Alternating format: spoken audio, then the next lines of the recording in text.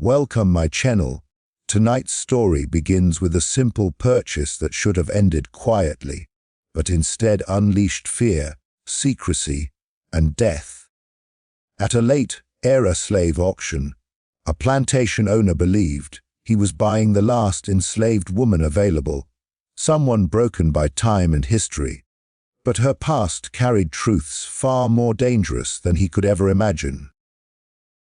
This story is built from auction records, plantation correspondence, and testimonies that were never meant to survive, and uncovering them took serious time, cross-checking, and deep digging into buried sources. Before we go further, tell me where you're watching from, and make sure you subscribe, because stories like this don't come from rumors.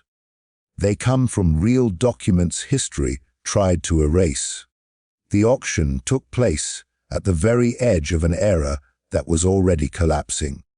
It was held in a dusty courthouse square, just outside a struggling southern town, where slavery was no longer booming business but a dying trade clinging to its final moments.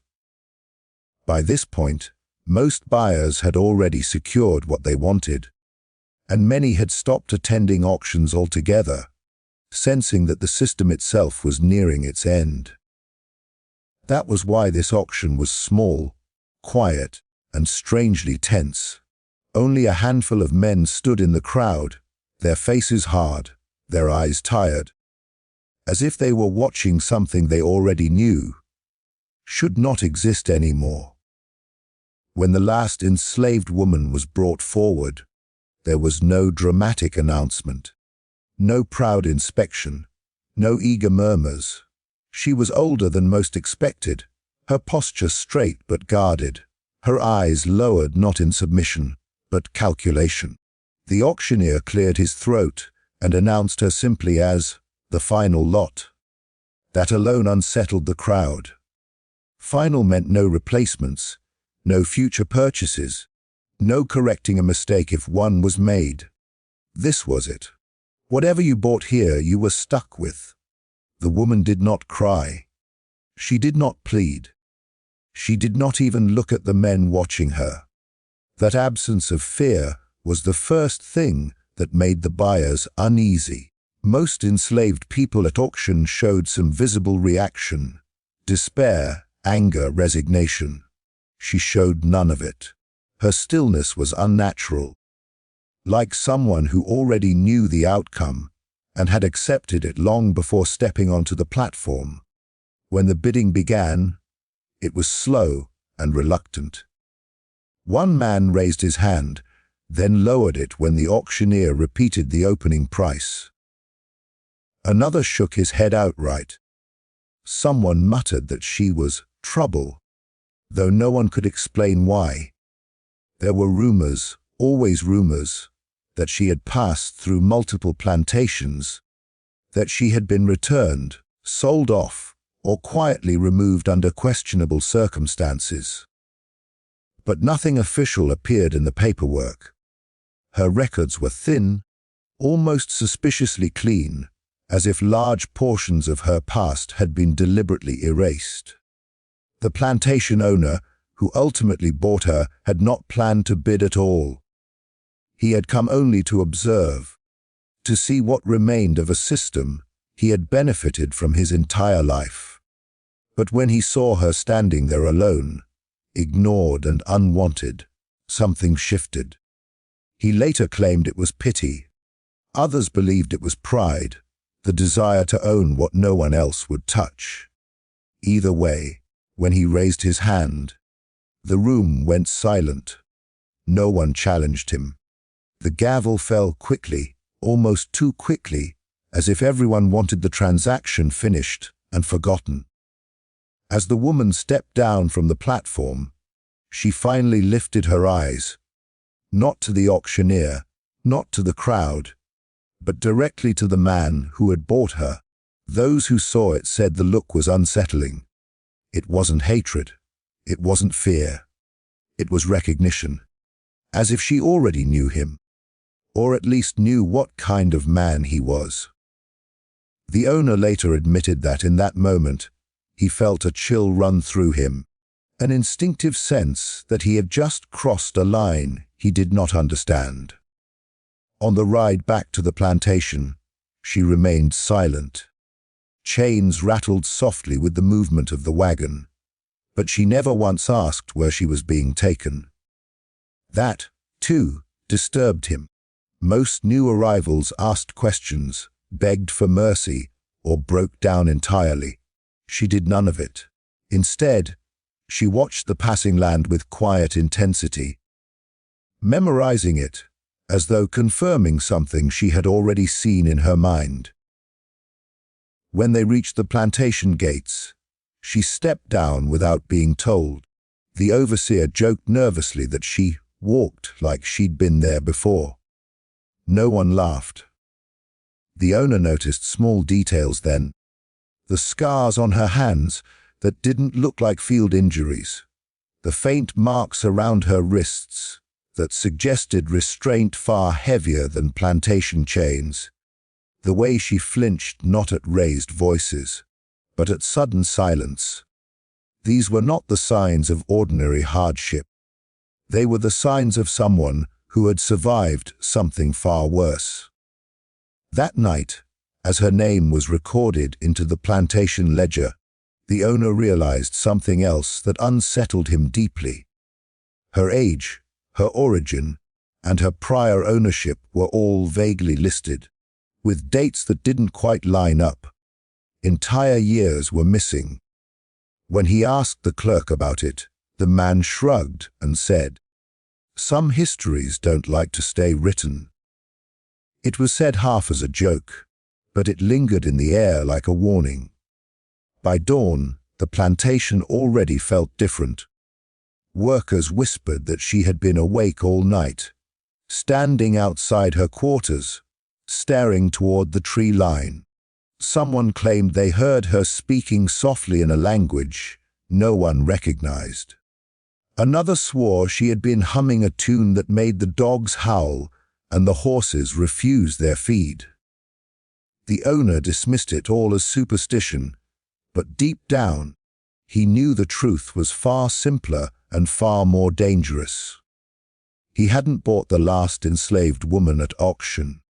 He had bought the last chapter of a story that refused to stay buried, and it had just begun.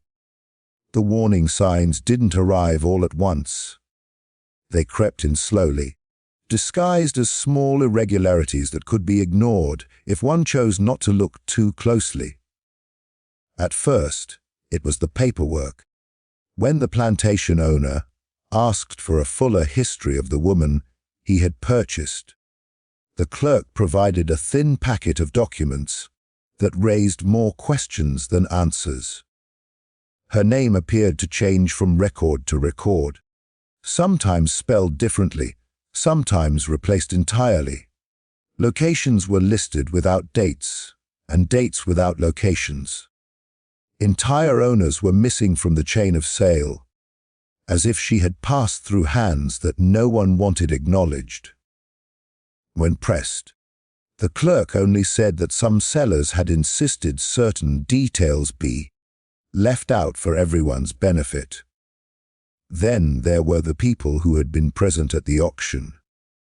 Within days, the owner noticed that no one would speak openly about her.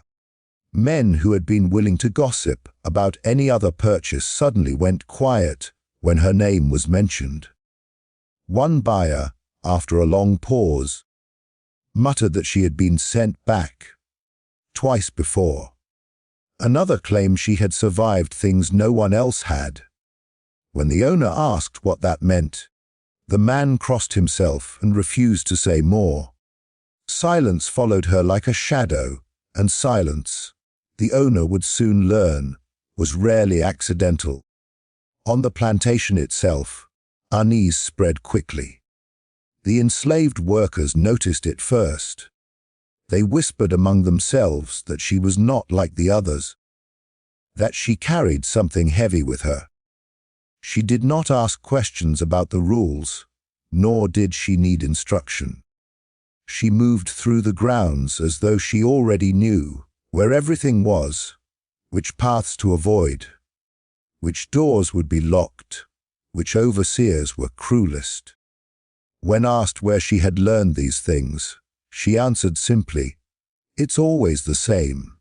The overseer reported strange behavior almost immediately.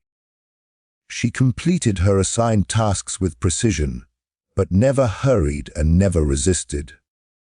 Yet at night, she could not be found where she was supposed to sleep. Guards claimed they saw her near the edge of the property, standing beneath the trees, unmoving for hours. When confronted, she denied leaving her quarters, and there were no footprints to prove otherwise. It was as if she had learned how to exist without leaving a trace. The owner began noticing physical signs that troubled him deeply. The scars on her body did not match plantation punishment. They were older, cleaner, deliberate. Some looked surgical. Others resembled restraints used in jails, ships, or places far removed from cotton fields. One mark along her shoulder appeared burned, not whipped. Another circled her neck faintly, as if something had once been fastened there and later removed. When asked how she received them, she answered, "They tried many ways to make me forget." More disturbing still was how people reacted to her presence. Conversations stopped when she entered a room. Animals grew restless around her. A horse threw its rider without warning as she passed by. Dogs refused to bark at her, backing away instead, tails tucked. Even children sensed something wrong. They avoided her instinctively, though she had never threatened them. One child later confessed that being near her felt like standing too close to a storm before it breaks. The owner attempted to learn more by writing letters to contacts in neighboring counties, asking discreet questions about her past. The replies, when they came, were evasive. One letter warned him to keep her well watched. Another advised that he should not have completed that purchase. A third letter never reached him at all. When he followed up, he was told it had been burned before delivery at the sender's request. That was when the owner realized her past wasn't just unknown, it was being actively concealed. Even the woman herself began offering cryptic warnings, though never directly. When the owner complained about a broken piece of equipment, she said quietly, "Things fail when they're near their ending." When an overseer beat another worker excessively, she remarked, "Some men don't live long after they enjoy cruelty too much." Within weeks, that overseer was found dead beneath a collapsed beam, his neck broken in what was ruled an accident. At night, the plantation felt different. The air seemed heavier. Sleep came harder. The owner found himself waking at odd hours, convinced someone was standing just outside his door. Sometimes he heard low murmuring from the slave quarters, not chanting exactly, but something rhythmic, intentional. When he investigated, the sound stopped instantly. Only she would be awake, sitting calmly, eyes open, as if waiting. The final warning came when the plantation's oldest worker, a man who had survived more than 60 years in bondage, approached the owner without being summoned. His voice shook as he said, "You didn't buy a woman. You bought what follows her." When the owner demanded clarification, the old man only shook his head. "Some people don't carry their past behind them," he whispered. "They drag it with chains." By then, the owner understood too late that her history wasn't missing by accident. It had been buried deliberately, stripped away piece by piece, by people who had learned the cost of knowing too much. Whatever she had endured before arriving here, whatever she had seen, survived. or escaped. It was not finished with her.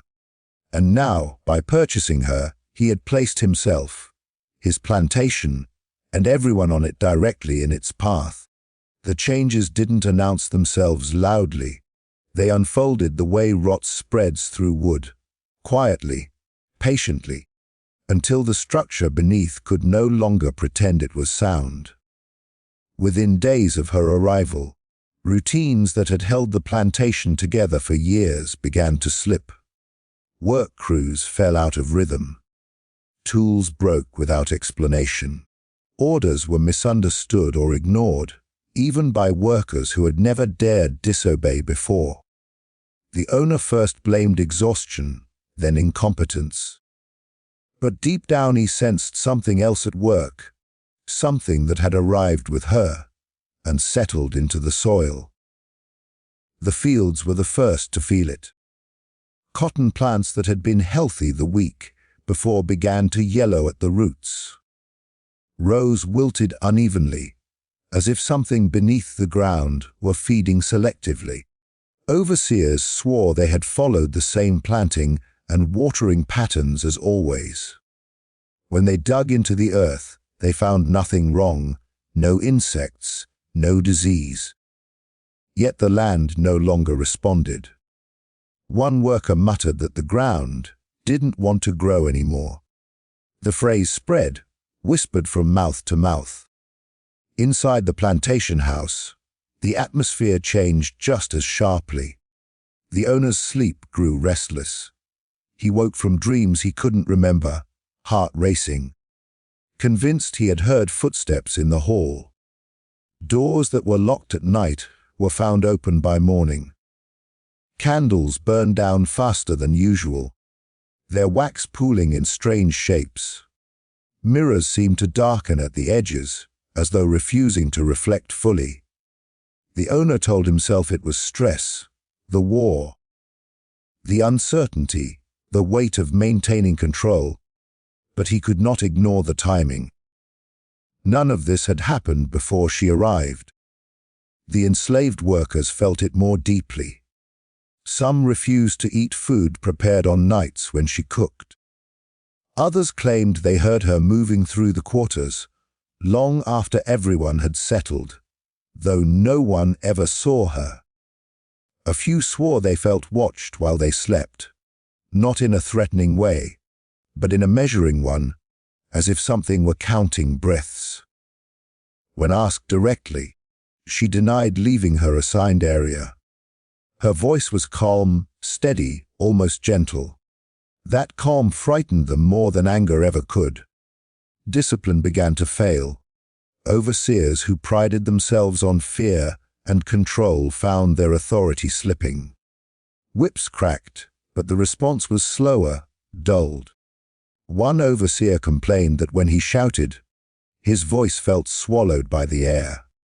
Another quit suddenly, claiming the plantation didn't feel right anymore. He left behind his pay and his belongings, walking off before dawn without explanation. The owner had never seen that happen before. Fear, after all, was supposed to keep men in place. Then came the accidents. A storage shed collapsed without warning, narrowly missing several workers. A horse bolted and threw its rider, breaking the man's leg in 3 places. A well rope snapped, sending a bucket crashing into the stone below just moments after a child had stepped away from it. Each incident was explainable on its own. Together, they formed a pattern, one that centered unmistakably on the days following her arrival. What unsettled the owner most was her awareness of these events before they happened. When the shed fell, she had refused to enter it earlier that morning. When the horse bolted, she had stepped aside seconds before it passed. When the well rope snapped, she had quietly told a nearby worker, "Don't stand there." When questioned, she offered no explanation. "Things show themselves," she said once, "if you're willing to see." The plantation's rhythm, once enforced through violence and habit, now felt off balance. Time itself seemed uneven. Days dragged, nights passed too quickly. Bells rang at the wrong hours. Work schedules blurred. Even the soundscape changed. The usual chorus of insects grew quieter at night, replaced by long stretches of stillness that pressed against the ears. In that quiet, people felt exposed. The owner noticed that wherever she worked, others avoided the area afterward. Not because she was cruel or confrontational, she was neither, but because something lingered. A heaviness. A sense that whatever had happened, there was unfinished. One worker described it as standing in a room after a heated argument had ended, the people gone, but the tension still hanging in the air. The most telling change came when punishment stopped having its usual effect. An overseer attempted to make an example of a man accused of laziness. As the whip was raised, the woman spoke softly from where she stood nearby. "Don't," she said. Just that single word. The overseer laughed and struck anyway, and moments later, he collapsed, clutching his chest, gasping for breath. He survived, but he never raised a whip again. After that, no one did when she was present. By then, the owner could no longer deny what was happening.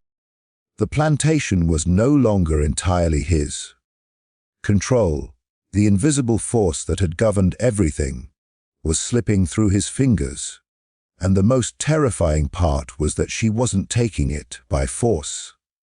She was simply revealing how fragile it had always been. She had not disrupted the plantation by rebellion or violence. She had done something far worse. She had arrived observed, and allowed the system to begin collapsing under the weight of its own cruelty. And as the owner watched his carefully maintained order unravel, he began to understand that the danger she carried wasn't something she intended to unleash.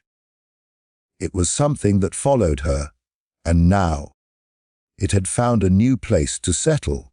By the time the owner realized the change was no longer subtle, it was already too late to contain. Fear had shifted direction. It no longer flowed downward from the house to the fields. It moved sideways, quietly, unpredictably, touching everyone, including him. People spoke less during the day and whispered more at night. Conversation stopped when footsteps approached. Eyes followed shadows instead of faces. The plantation was still functioning on the surface, but beneath it ran a current of unease that never rested. Rumors began to form, not as wild stories, but as fragments, half-sentences, unfinished thoughts. Some said she had survived something no one else had, and that survival had changed her. Others believed she carried knowledge passed down through women who had learned how to endure when endurance was supposed to be impossible. A few whispered that death had once come for her and failed, and that failure had consequences. No one agreed on the details, but everyone agreed on one thing. Whatever she had lived through had not stayed in the past. The owner tried to reassert control the only way he knew how, by isolating her. He reassigned her work away from others, restricted her movements, and ordered that she speak only when spoken to. On paper, it was absolute authority. In reality, it only intensified the tension. The areas she no longer worked in felt hollow, drained. Productivity dropped further. Workers moved like they were walking through deep water, each step requiring effort. Isolation didn't remove her influence. It made people more aware of its absence. At night, the quarters grew restless. Children woke crying for no clear reason. Adults dreamed of standing in open fields with no sky above them, just darkness pressing down. Several people reported the same dream, without ever speaking to one another beforehand, a detail that spread unease faster than any punishment ever had. When they compared notes in hushed voices, they realized the dreams always ended the same way, with her standing at a distance, watching, neither warning nor intervening. The owner, meanwhile, began noticing gaps in his own memory. He would give orders he didn't remember issuing, then find them carried out exactly as spoken. He would enter rooms and forget why he was there, only to feel a sudden urge to leave. Once, he found himself standing outside her assigned quarters before dawn, barefoot, the ground cold beneath him. He couldn't explain how he got there. When she looked up and met his eyes, there was no surprise in her expression, only recognition. That look unsettled him more than fear ever had. Attempts to remove her from the plantation were quietly abandoned. No neighboring owner wanted her, despite the low price offered. Excuses varied: lack of space, sudden changes in need, but the refusals were immediate and firm. One man returned the money the same day and sent word back with a warning. Some things don't move when you tell them to. That sentence lingered in the owner's mind longer than any threat. What made everything worse was that she never acted like someone aware of her effect. She didn't boast, threaten, or demand. She worked when assigned. She followed instructions.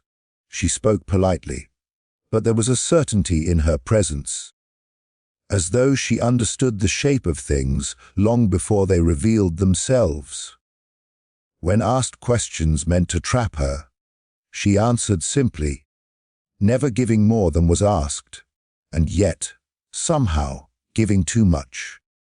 The breaking point came when illness swept through the plantation, not violently, but selectively. Strong men fell sick while weaker ones remained standing. Symptoms didn't follow patterns doctors recognized. Fever came and went. Pain shifted locations. Recovery happened suddenly or not at all. And throughout it all, she never became ill. She moved among the sick when allowed, offering water, adjusting blankets, whispering words no one could quite hear. Those she touched often recovered faster. Those who were forbidden from seeing her didn't. The owner watched this with a growing sense of dread. Control was no longer something he could enforce. It was something he was losing the ability to understand. The rules that had once governed life on the plantation, cruelty, fear, obedience, were failing. Not because they were challenged directly, but because they were no longer effective. The system depended on predictability. She had introduced uncertainty, and uncertainty, he realized too late, was more dangerous than rebellion. People began to believe that survival itself could bend. That endurance wasn't just suffering quietly, but adapting in ways the powerful couldn't anticipate. That belief spread faster than any uprising ever could. It didn't require weapons or meetings. It only required watching her exist, still standing, still breathing, still unbroken, in a world designed to erase her. By the time the owner understood what she truly represented, the plantation had already changed shape around her. Not collapsing all at once, but loosening, warping, making room for something it had never intended to allow. And the most terrifying truth settled in his mind, like a weight. Whatever had made her dangerous wasn't something he could punish, sell, or destroy. It was something that had already survived him. The realization didn't arrive all at once. It crept in slowly, disguised as routine, until one moment made everything unmistakably clear. It happened on a morning that should have been ordinary. The owner was reviewing accounts, irritated by declining yields and unexplained losses. When a simple fact surfaced that he could no longer ignore every decision he had made since purchasing her had led him further away from control, not closer to it. The plantation no longer responded to his authority the way it once had. Orders echoed, but outcomes drifted. Power still existed on paper, yet in practice it felt hollow, like shouting into a room that no longer belonged to him. He began retracing his steps, looking for the point where things had gone wrong, and every path led back to that auction. He remembered the ease with which he'd acquired her, how the auctioneer had rushed through her sale, how the crowd had avoided eye contact. At the time, he'd seen it as an advantage. Now it felt like a warning he'd been too arrogant to hear. Whatever past she carried had not been erased by chains or paperwork. It had merely been transferred into his care, and with it came consequences he had no way to measure. The final confirmation came when he tried to punish her publicly, not out of cruelty, but desperation. He needed to prove, to himself more than anyone else, that she was still subject to his will. But the punishment failed in the most unsettling way possible. There was no resistance, no pleading, no visible fear. She endured it with a stillness that unsettled everyone watching. And afterward, something shifted. Not in her, but in the people who witnessed it. The expected lesson never landed. Instead of reinforcing authority, it exposed its limits. That night, the plantation felt different. Not tense, but quiet in a way that felt intentional.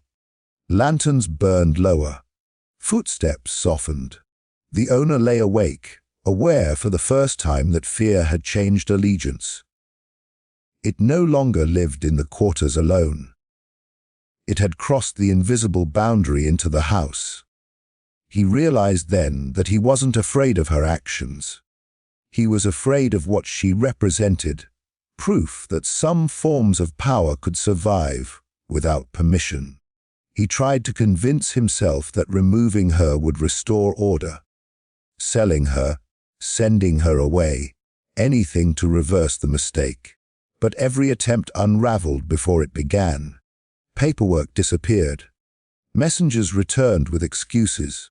A fire destroyed the records office before any transfer could be finalized. Each setback felt less like coincidence and more like inevitability. It was as if the world itself resisted undoing the choice he had made. What terrified him most was the growing awareness that she didn't need to do anything else. She had already won by existing, by living through whatever had once tried to destroy her. She had become something the plantation system was never designed to handle. The structure relied on breaking people. It had no defense against someone who had already been broken and survived. He began to see her not as a threat in the traditional sense, but as a mirror. In her presence, the lies that sustained his authority became visible. The idea that ownership equaled control. The belief that fear was permanent. The assumption that survival required submission. All of it unraveled simply by her continued presence, calm and unmoved. The moment he fully understood his mistake came when he imagined the future. Not rebellion, not violence, but memory. He saw her story spreading quietly, passed from person to person, not as rumor but as example. If she could endure and remain whole, then others might believe they could too. That belief was more dangerous than any weapon. It couldn't be confiscated or punished away. It lived in the mind. He realized then that buying her had not added labor to his plantation. It had introduced a contradiction. She was living evidence that the system could fail. And once people see that failure, they never unsee it. In that moment, the weight of his error settled fully. He had purchased what he thought was the end of a line, the last of something fading into history. Instead, he had brought home proof that history was not finished with him, that the past he believed he controlled was still alive, still watching, still capable of reshaping the present. And there was no undoing it. He could not sell her without spreading the truth further. He could not silence her without exposing his fear. He could not kill what had already survived worse. The plantation, once a symbol of permanence, now felt temporary, fragile, already beginning to slip. That was the true cost of his mistake, not loss of property, not loss of order, but the irreversible understanding that some pasts do not stay buried. And once uncovered, they do not belong to those who try to own them.